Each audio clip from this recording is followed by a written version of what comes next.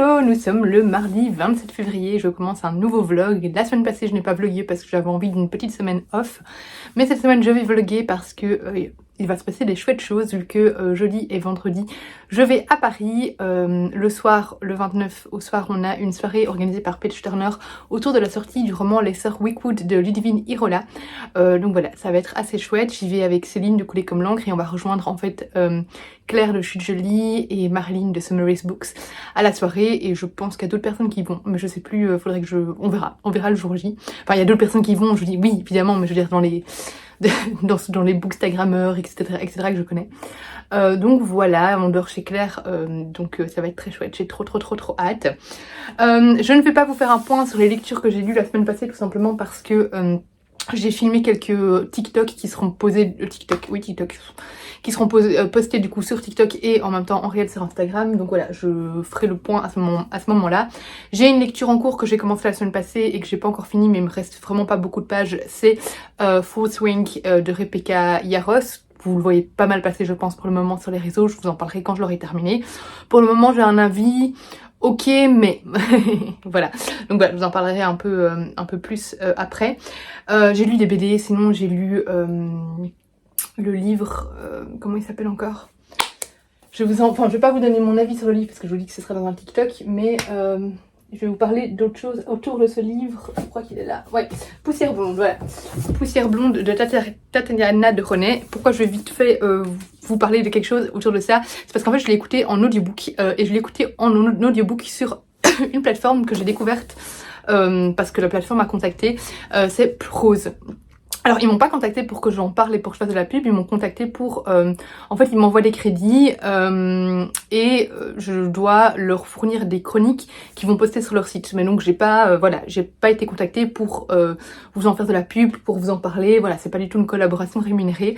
Mais j'ai essayé du coup la plateforme, là c'est le deuxième audiobook que... Enfin j'en ai commencé un deuxième du coup, j'ai commencé le Lisa Gardner l'été d'avant, je pense que c'est ça que j'ai d'ailleurs aussi dans ma pile de SP. Et du coup voilà, j'ai écouté tout cet audiobook là complet et franchement ils ont une chouette application qui permet, donc soit vous pouvez écouter directement sur le site internet, soit vous pouvez écouter sur l'application et ça marche un peu comme les autres plateformes, vous pouvez accélérer la vitesse. Alors la vitesse maximum sur cette application là c'est x2, mais moi j'écoute en x2 donc c'est parfait. Et voilà, il y a pas mal d'audiobooks. Les seuls, en gros, il y a toute la sélection de Lizzie, toute la sélection de Audiolib. Il y a juste pas les exclusivités audibles, c'est logique. Mais voilà, il y a vraiment quand même beaucoup d'audiobooks, donc il y a largement de quoi faire. Et je suis vraiment contente d'avoir trouvé une alternative du coup à Audible parce que j'en cherchais une depuis un certain temps. J'avais déjà essayé d'autres choses qui ne me correspondaient pas. Et du coup là voilà, là je suis très contente. Donc voilà, n'hésitez pas, je vais essayer de penser à mettre leur site en barre d'infos parce que si vous cherchez aussi des alternatives à Audible et qu'aucune ne vous convenait jusqu'ici, et ben celle-là franchement, pour moi en tout cas elle fait l'affaire, et moi qui suis une très grosse consommatrice d'audiobook, voilà, personnellement c'est parfait pour moi, je l'adore. Et donc voilà, j'ai hâte de me lancer sur cette nouvelle plateforme et d'abandonner, enfin de résilier mon abonnement Audible. J'ai encore des livres à écouter sur Audible, donc je vais encore rester, je crois que j'avais vous savez quand on arrête notre abonnement sur Audible, ils nous font des promos et tout pour nous faire rester, et je crois que j'ai fait un abonnement 3 mois à 4,95 €, donc je vais rester jusqu'à la fin de ces 3 mois et puis je partirai normalement, sauf si vraiment j'ai finalement un problème avec la plateforme, mais a priori voilà. C'était le petit aparté. Mais voilà, du coup je vais ranger ça. Au niveau réception, alors les dernières réceptions, j'ai reçu hier et aujourd'hui un petit roman qui va sortir, ou qui est déjà sorti en tout cas, c'est très récent, je ne sais plus quand il sort, avec un petit mot de l'autrice, c'est trop chou quoi, et un petit marque-page signé, mais donc qui sort aux éditions Livre S. Et donc c'est Sam, tome 1, Le Passeur, qui est une donc saga jeunesse. Je ne sais plus de quoi ça parle, mais c'est l'autrice qui m'avait contactée. Et voilà, il va se lire très vite parce qu'il fait moins de 200 pages. Et c'est écrit en assez grand, il y a quelques illustrations, etc. Donc voilà, je vais essayer de le caser cette semaine. Ça serait bien, pourquoi pas dans le train pour Paris. J'ai reçu le nouveau Zoé Brisby, donc là, qui est aussi très court, et qui se lira aussi à mon avis très vite. Donc la double vie de... la double vie de... Je n'arrive pas à descendre le petit, voilà. La double vie de Dina Miller de Zoé Brisby, et je vois qu'il y a des choses à l'intérieur. Il y a quelque chose qui est tombé. Ah, il est dédicacé. Trop bien, trop bien. D'ailleurs, là, il y avait des étoiles.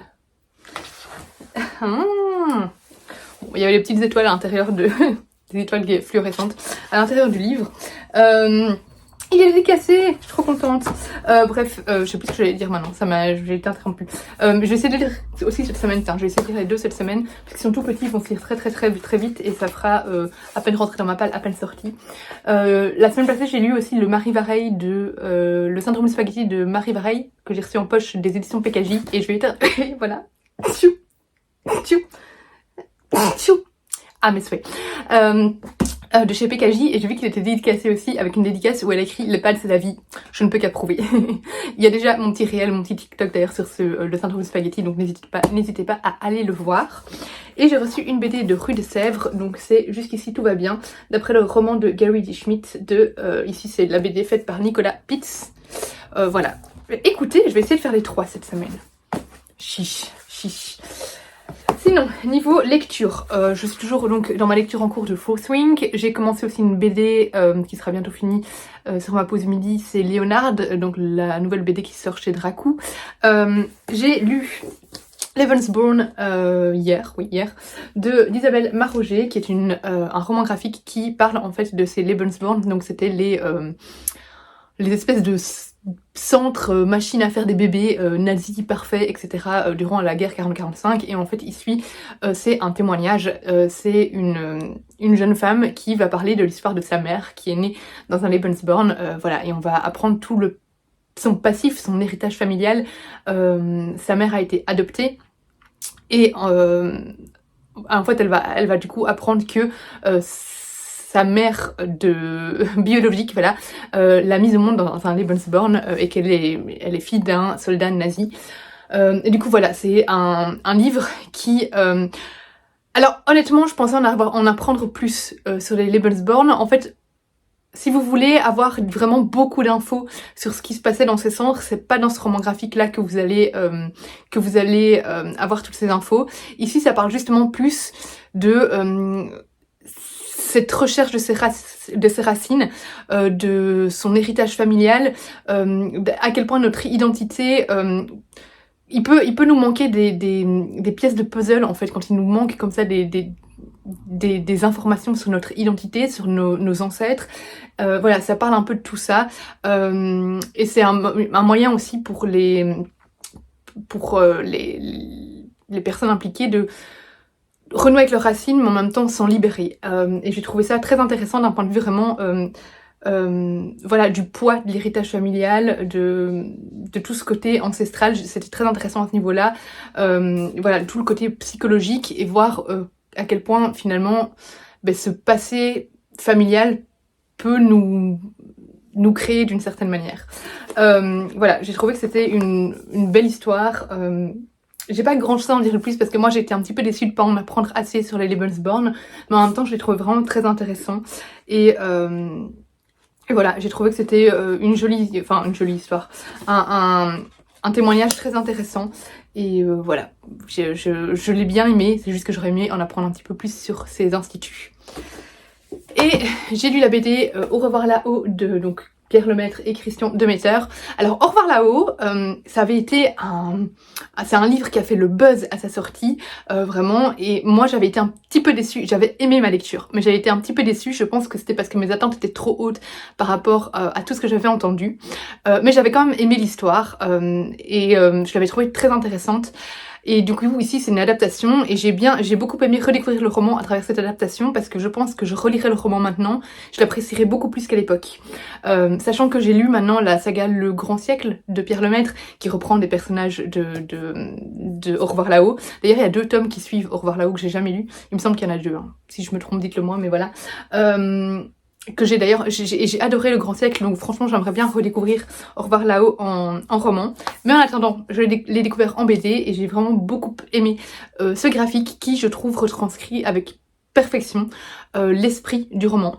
Alors autant les dessins, c'est pas ce que j'aime, c'est vraiment pas mon style de dessin, et pourtant j'aurais pas vu autre chose pour mettre en image ce roman, parce qu'il y a vraiment un côté très sombre, très... mais à la fois... d'époque. On a des dessins vraiment qui ressemblent parfois à des peintures comme ça, qui sont pas toujours beaux, parfois un peu cauchemardesques.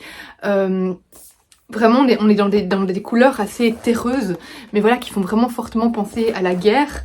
Je trouve que ça retranscrit avec perfection vraiment l'esprit de la BD, tout ce qui se dégageait de la bande dessinée. Il y a vraiment ici ce côté colère aussi par rapport à comment ont été traités les soldats de la guerre 14-18. Et je trouve qu'il se ressort beaucoup ce côté-là. Enfin, je trouve que c'est un roman et une BD qui dégagent tellement de messages sur le traitement des soldats, sur le fait qu'ils ont défendu leur patrie et que finalement après la guerre, même obtenir une pension pour eux était parfois compliqué. Donc tout ce côté aussi autour de la guerre qui est malsain, le marché de la mort, voilà, ça traite un peu de tous ces sujets-là entre autres, et je trouve que vraiment le graphique est très bien adapté et retranscrit vraiment à merveille le récit. Voilà, on ressent vraiment ce côté un peu vengeance, ce côté on a des personnages qui sont très en colère, qui se sentent vraiment, enfin, qui ressentent beaucoup d'injustice, voilà, qui ressentent beaucoup d'injustice, et du coup voilà, je trouve que ça se dégage beaucoup de cette BD là, et voilà, et ça, je trouve que, enfin ici, c'est deux personnages finalement qui vont faire pas mal de choses douteuses, mais qu'on comprend parce que finalement c'est deux personnes. C'est des oubliés de la guerre, des soldats qui ont survécu mais qui sont oubliés vraiment en temps de paix. Et voilà, enfin bref, je trouve ça dur de parler de ce roman, mais personnellement j'ai beaucoup aimé cette BD, et enfin l'objet en tant que tel est magnifique aussi, cartonné, etc. Enfin voilà, c'est un très bel objet livre qu'ils ont publié pour les 10 ans de Rue de Sèvres. Donc voilà, je vous conseille vraiment, si vous avez aimé le roman Au revoir là-haut, de vous pencher sur la BD. Et moi je vous reprends dans la soirée ou bien demain.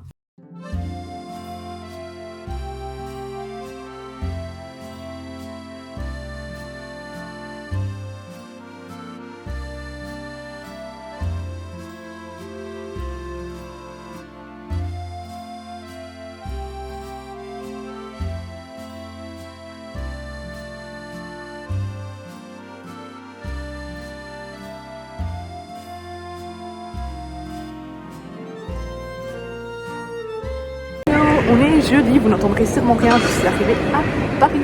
Et je me présente ici Céline et Marilyn au Starbucks. Elle m'attend depuis une heure pour Marilyn et un peu plus pour Céline. Donc voilà, trop contente. 2, 1, j'ai retrouvé Céline. Oh, tu es là. On t'avait pas vu. Et Marilyn m'est au téléphone, donc on va pas trop la déranger. C'est la meuf qui filme comme ça en mode. Salut. T'as Enjoy Phoenix dans le train avec moi. Voilà, c'était l'anecdote. Elle n'a pas du tout osé lui parler parce que la dernière fois il y avait. Si, j'ai dit bonjour et au revoir. C'est vrai. Oui, j'ai dit bonjour et au revoir. Elle m'a dit qu'elle était devant nous et t'as fait genre tu n'oses pas. Mais là j'ai osé, Pendant 2h30. C'est vrai. Pendant que les paresseuses prennent les escalators. Regardez, je suis trop encouragée. Non, j'arrive. Allez, encourage-moi Céline.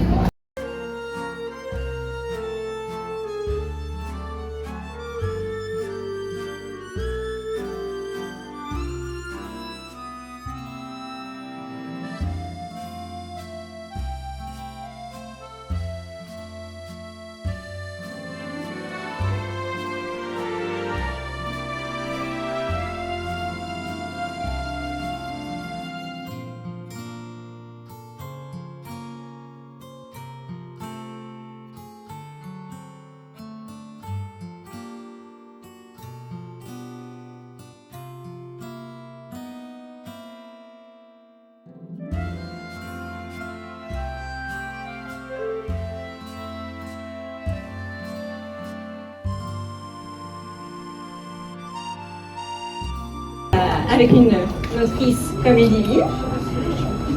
Et donc, elle va nous lire un petit extrait.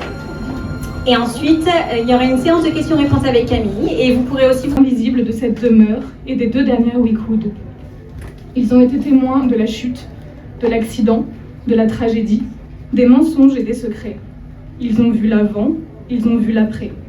Ils ont vu ces 2 gamines abandonnées dans un grenier en flammes, devenues tout à coup orphelines. Alors je pense qu'il y en a déjà certains qui ont entendu cette histoire, mais j'étais en train d'étendre le linge. C'est hyper sexy et j'écoute souvent des podcasts en même temps. Et ce coup-ci, j'écoutais un podcast historique qui parlait de Lord Byron. Et voilà, je suis en train d'étendre mes t-shirts et d'un coup, j'entends Allegra et Médora. Et je me dis, comment ça, Allegra et Médora? Donc je reviens en arrière, je réécoute. Et j'entends qu'en fait, ce sont 2 filles de Lord Byron. Et tout est parti de là parce que je trouvais que leurs prénoms étaient juste exceptionnels. Et je me suis dit, mais on dirait déjà des prénoms de sorcières, on dirait déjà des prénoms de personnages. Donc c'est quoi leur histoire? Et du coup, tout est parti de ces 2 prénoms. Et puis ensuite, tu as construit l'univers. C'est une fantaisie gothique. Qu'est-ce qui t'a inspiré ce genre et pourquoi ce genre? J'adore tout ce qui est gothique en fait, et je m'en suis rendu compte quand j'ai écrit le roman, et notamment aussi quand on est parti en voyage à Édimbourg avec mon mari et que je disais oh j'adore cette église, elle est sublime, il me fait bah oui elle est gothique quoi. J'étais genre ah oui effectivement il y a peut-être un pattern qui se retrouve à chaque fois que j'aime un truc, c'est gothique souvent, et j'ai beaucoup lu d'œuvres gothiques, j'ai beaucoup vu tout ce qui est Crimson Peak, toutes ces ambiances exceptionnelles qui font que dès que j'ai dû m'évader et inventer un univers qui me fasse du bien d'abord et où je me sente à l'aise, tout de suite ça a été gothique et ça a été l'Angleterre, Écosse du 19e.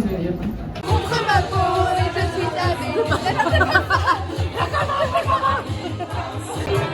Et 3 nuits par semaine, je cours contre ma peau et je suis avec elle. Et 3 nuits par semaine, mais mon Dieu qu'elle est belle.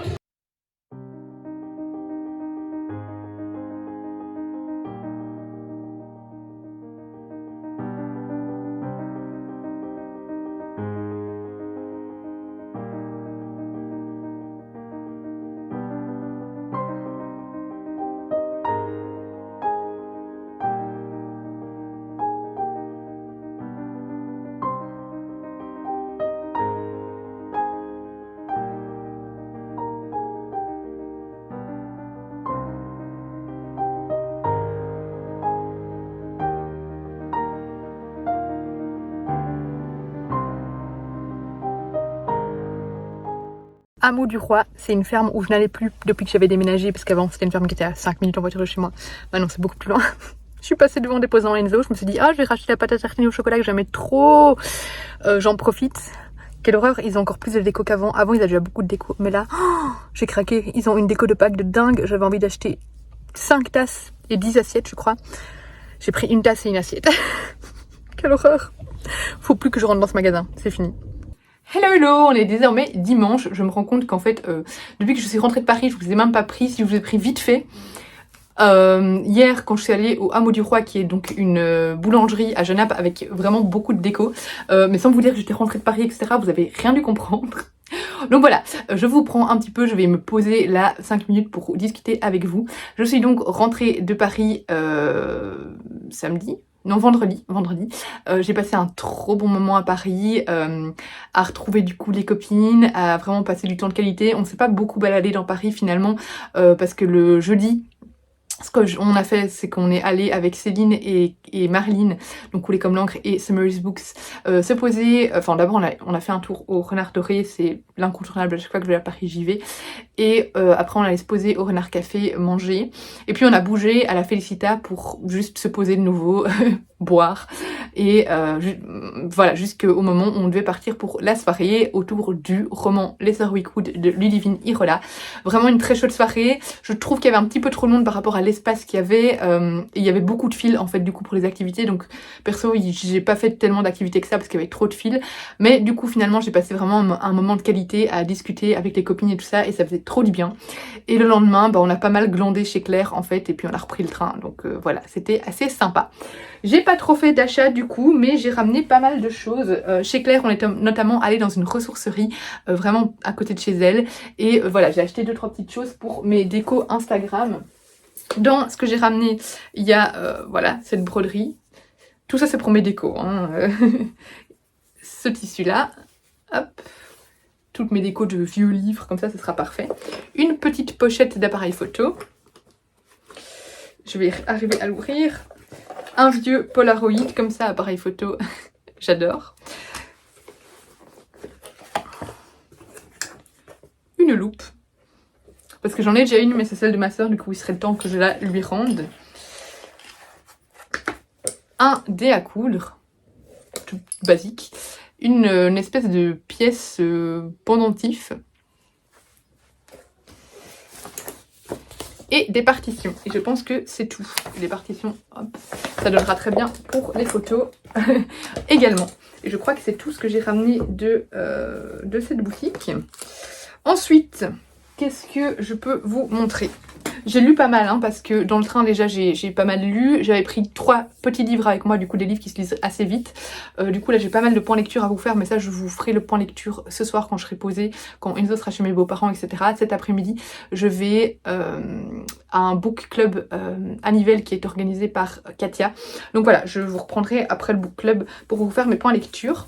Claire se débarrassait de pas mal de livres, je lui en ai acheté certains, elle m'en a donné d'autres. Elle m'a donné en fait les épreuves non corrigées qu'elle pouvait du coup pas vendre. Alors, au niveau de ce que je lui ai acheté, ça c'est ce que j'ai ramené, c'était un petit sachet de potions qu'on faisait soi-même autour des sœurs Wickwood. J'ai acheté 2 albums pour enfants mais que je ne peux plus vous montrer au Renard Doré parce que c'était Enzo avait son premier anniversaire avec ces 2 copines qui organisaient leur anniversaire en même temps hier du coup et du coup je leur ai acheté 2 albums pour enfants qui sont trop beaux que je veux acheter pour Enzo aussi. Ça j'ai acheté au Renard Doré. Hier c'était une journée très chargée, j'ai quasi pas lu parce qu'on avait l'anniversaire de ma maman et puis Enzo avait l'anniversaire de ses copines, donc voilà c'était une grosse journée. Au Renard Doré donc j'y suis. Oui bébé, j'ai acheté la suite de Hirayasumi, un manga que j'adore. Et j'ai acheté le petit tote bag Renard Doré, hop, ici, que j'aime trop. On a reçu des goodies, il y en a qu'on avait déjà, parce que ça on l'avait déjà reçu quand on a reçu le livre sur Wickwood. Le marque-page on l'avait déjà, mais on n'avait pas reçu le petit livre, c'est un petit carnet de notes, hein, mais le livre des montres obscures. Donc voilà, on avait reçu des petits cadeaux. À Claire, je lui ai acheté des visagers de Erin Stewart et Sous un ciel d'or de Laura Wood. J'ai lu les 2, cette année j'ai lu 2 romans de Laura Wood. J'ai lu Sous une pluie d'étoiles et Alors en poche sous les flocons d'argent, voilà. Et du coup voilà, là je crois que c'est le premier il me semble. J'avais adoré les 2 autres, donc j'ai trop hâte de me lancer dans cette saga. Et alors à Claire je lui ai pris du coup Tiny Pretty Things, qui est donc ça, c'est des épreuves non corrigées. Alma le tome 2, j'ai le tome 1 dans ma pile à lire, donc voilà, j'en ai profité pour prendre le tome 2. Je dois vous donner mon avis également sur celui-là. Au Renard Doré, j'ai aussi reçu ce trop beau marque-page. Claire, du coup, je l'ai pris aussi les épreuves non corrigées de La sorcière oubliée de Melvin Burgess. Et Iscaril tome 1, qui est un livre que j'ai déjà lu, mais que j'avais revendu et j'ai regretté de l'avoir vendu. Du coup, voilà, Claire l'avait en épreuve non corrigée, donc je l'ai repris. Donc ça va pas rentrer dans ma pile à lire. Et j'ai acheté à Claire, hop, Wildcards et Warcross, la duologie de Marilou. Voilà, on avait vraiment entendu, ça avait fait vraiment le buzz au moment de la sortie de ces livres-là. Là, ils sont en anglais, du coup. Voilà, et ça me tentait de découvrir cette saga. J'avais déjà lu d'autres livres, je crois que c'était Legends de Marilou. J'avais beaucoup aimé l'autrice, sa plume, etc. Donc voilà, ici, j'ai hâte de découvrir, du coup, ces 2 livres-là. Au niveau réception, j'ai reçu Montez d'abord sur la balance, se soigner malgré la grossophobie médicale. C'est un livre qu'on m'a proposé de recevoir des éditions First, qui aborde justement comment les médecins traitent les gros et comment essayer de passer outre. Oui. J'étais demandé quelque chose. Je voulais te voir. Tu voulais me voir? Mais attends, j'ai bientôt fini, d'accord? Ça parle justement de comment arriver, attention ça casse ici mon cœur, à aller chez le médecin. Voilà, ça parle de tout ça en fait, en étant gros. En fait, j'ai trouvé que ça avait l'air très intéressant. Et j'ai reçu, hop là, Roima, tome 1, Mon enfance en Algérie, donc en graphique. Donc je suis dans mon champ. Et alors, juste pour vous montrer ce que j'ai acheté hier au Hameau du Roi, j'ai craqué sur une petite tasse. Franchement, j'ai été méga raisonnable parce que j'avais envie d'acheter 5 tasses et 10 assiettes, je pense. J'ai craqué pour cette petite tasse. Et pour... Il est en train de se regarder dans le miroir. Et pour cette trop belle assiette. Voilà, je reprends tantôt du coup pour vous faire mes points lecture.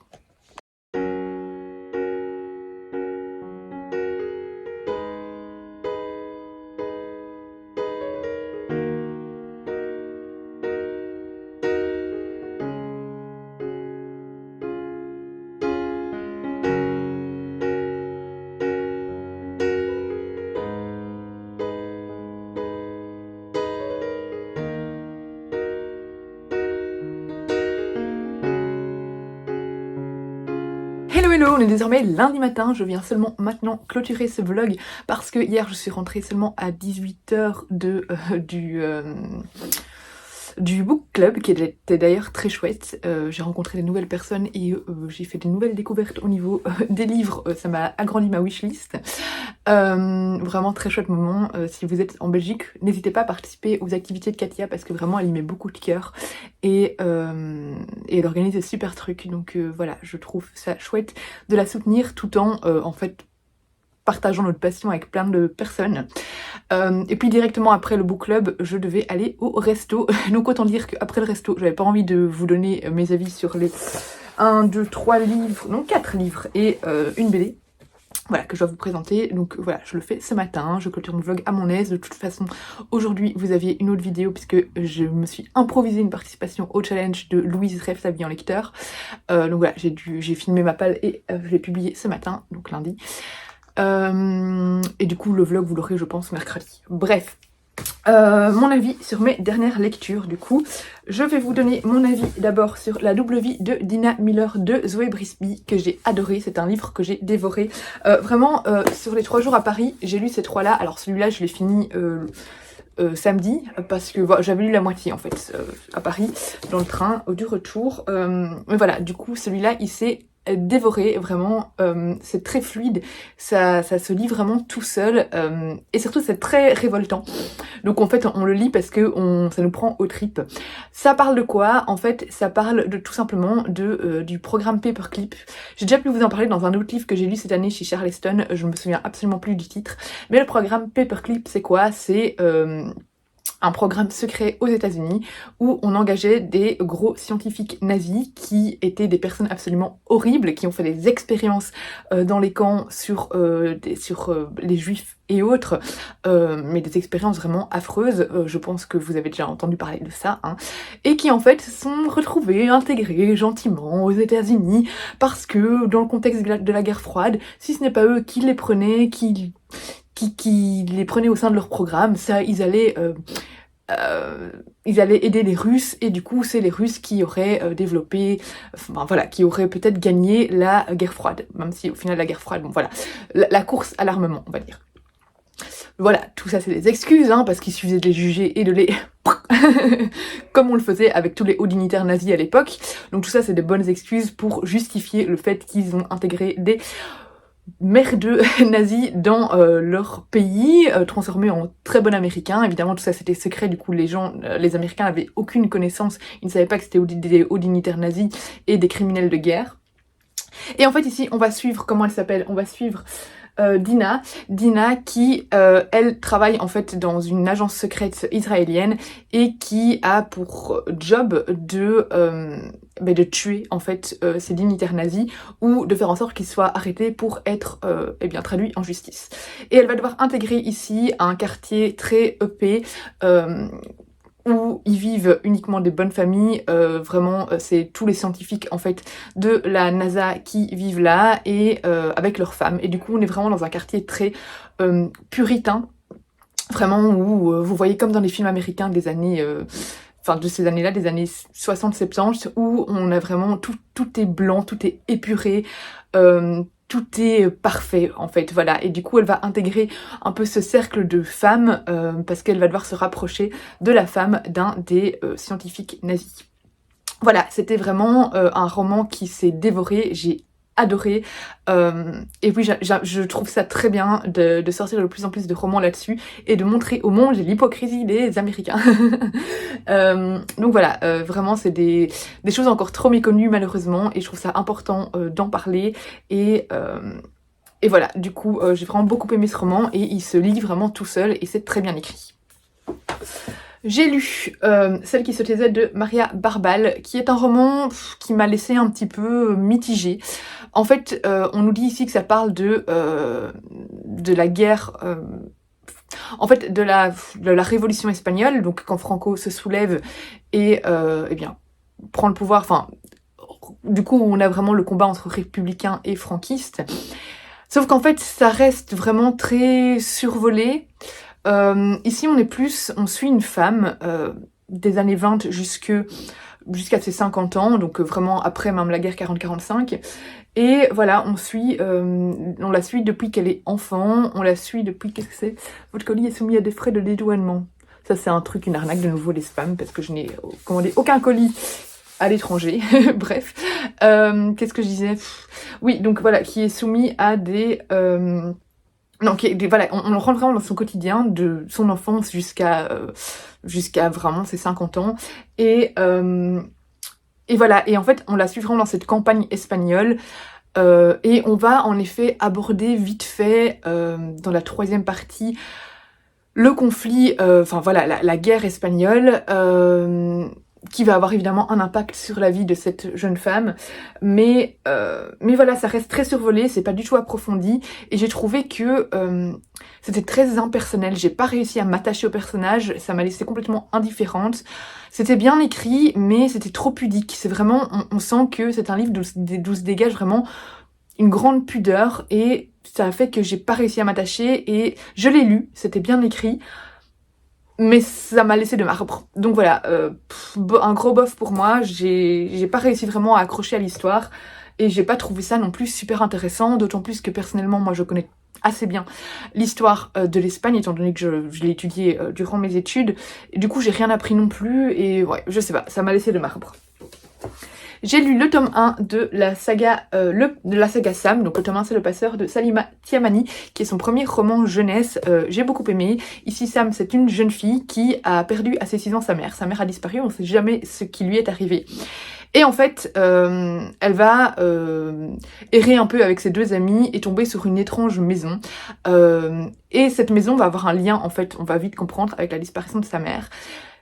C'est un tome 1 qui est assez finalement introductif, on a hâte de lire le tome 2 pour voir où est-ce que ça va nous mener, mais on sait que tout ça finalement est lié un peu, enfin c'est de la science-fiction, donc à des mondes parallèles, et voilà, vous en saurez plus en découvrant ce livre. C'est très fluide, ça se lit tout seul, c'est vraiment un très bon roman jeunesse, avec des rebondissements là où il en faut, je trouve que c'est bien développé au niveau de l'intrigue, il y a tout ce qu'il faut en fait pour faire un bon roman jeunesse, ça se lit tout seul, c'est pas trop long, il y a un bon mix entre dialogue, description, tout est bien développé, et j'ai hâte d'en apprendre un petit peu plus sur les personnages, et surtout d'en apprendre un petit peu plus sur ce qui est arrivé à la maman de Sam, mais vraiment je l'ai trouvé très chouette, j'ai pris beaucoup de plaisir en lisant ce livre. J'ai pris beaucoup moins de plaisir en lisant Four Swing de Rebecca Yarros. Je ne comprends absolument pas le buzz autour de ce livre, qui a pour moi du bon et du très mauvais. Alors autant le début j'ai adoré, j'étais à fond dedans. La fin, heureusement qu'il y a eu les derniers chapitres pour relever le niveau entre guillemets. De nouveau, je critique pas les gens qui ont aimé ce livre-là. C'est de la romantaisie. Vous savez que je suis pas la plus grosse fan de romance et que ça me crispe très vite quand c'est trop bourré de clichés, ce qui est le cas ici. Mais je comprends ceux qui peuvent aimer, c'est ceux qui aiment la romance, donc forcément ça leur plaira, je pense, ce genre de livre-là. Et je ne juge absolument pas à ce niveau-là. Mais voilà, heureusement qu'il y a les derniers chapitres pour remettre un peu d'action et redynamiser un peu le récit. Parce que sinon j'aurais pas continué la suite. Là ça m'a donné envie de continuer le tome 2 et je verrai si je vais plus loin parce qu'honnêtement je ne sais pas du tout. Même si le dernier chapitre de nouveau celui-là ils auraient pu s'en abstenir parce que c'était de nouveau une niaiserie incroyable. Alors ce roman est un bon page turner. Ce roman a de quoi, a une bonne dynamique, voilà, il y a beaucoup d'action, on s'attache au personnage. La preuve, dans les derniers chapitres, j'avais quand même la petite larmichette. On s'attache au personnage, il y a vraiment du bon dedans. Voilà, il y a un chouette univers. Le problème, c'est que pour moi, l'univers n'est pas assez développé. L'univers est vraiment très superficiel. Les personnages, à part la personnage principale, donc Violette, aucun autre personnage n'est développé. Les personnages secondaires, ils n'ont aucune... voilà, ils sont tous en surface. Et même au niveau de l'intrigue, en fait, à partir du milieu jusqu'à la fin, ça reste centré sur la romance, c'est plat, tout ce qui se passe n'apporte pas grand chose en fait, et cette romance est tellement mal amenée, on nous vend ça comme un enemy to lover, franchement est-ce qu'ils ont été ennemis peut-être 5 minutes, on s'attend à tout dès le début, que ce soit au niveau de l'intrigue, que ce soit au niveau de la romance, tu lis le premier chapitre, tu sais déjà où est-ce que ça va nous emmener.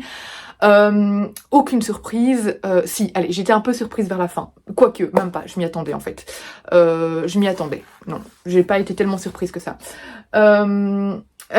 Voilà, il y a du bon, c'est bien écrit, mais la romance m'a agacée, elle est tellement cliché, il y a c'est assez vulgaire quand même par moment, il y a des chapitres complets de scènes de fesses que j'ai passé complètement tellement je comprends pas pourquoi faire un chapitre entier sur des scènes de fesses. Bref, ce roman pour moi c'est un gros bof. Je vais continuer parce que j'ai envie de savoir où est-ce que ça va nous emmener, mais pour moi honnêtement je comprends pas son succès par rapport à d'autres livres d'autres livres du même genre qui sont pour moi beaucoup mieux développés. Et j'ai lu Léonard, La barbe du Ouéran. Je crois que c'était un tome 1, mais en fait c'est un livre voilà, qui se suffit à lui-même, une BD qui se suffit à lui-même. Ici, on est dans un univers où on a des humains, on a des clans d'animaux aussi qui sont des animaux dotés d'intelligence, mais qui marchent debout, etc. Vous voyez. Et en fait, les humains, les différents clans s'entendent pas entre eux. Et on a Léonard qui est une humaine et qui aimerait bien essayer de communiquer avec les animaux pour essayer de trouver un traité de paix entre tous ces clans parce qu'ils s'entendent pas. Et en fait, en essayant de communiquer avec les animaux, elle va prononcer un sort et elle va se retrouver changée en renarde. Et du coup, on va la suivre dans cette aventure. J'avoue que je me suis pas mal ennuyée. J'ai pas vraiment accroché à cette BD. Je sais pas. En fait, l'intrigue ne m'a pas fort intéressée. Ça l'a juste pas fait avec moi. Il n'y a pas vraiment... Je trouve que c'est une chouette idée, une très bonne intrigue, j'ai beaucoup aimé les illustrations, mais en fait ça m'a laissé de marbre, j'ai pas accroché du tout à l'intrigue, qui n'enlève pas la qualité de la BD. C'est vraiment une bonne BD, mais personnellement moi je me suis ennuyée et j'ai pas vraiment apprécié ma lecture. Je me suis même forcée à la finir. Donc voilà, je pense que ça pourra plaire, mais ça ne l'a pas fait avec moi, et j'ai pas grand chose à en dire de plus en fait, parce qu'il y a rien de mauvais dedans, c'est juste que j'ai pas trop accroché au niveau de l'intrigue. Je vais vous laisser ici, j'ai pas fini, je suis à 30 minutes de la fin du Lisa Gardner, ce sera pour le vlog prochain, je l'ai pas encore fini.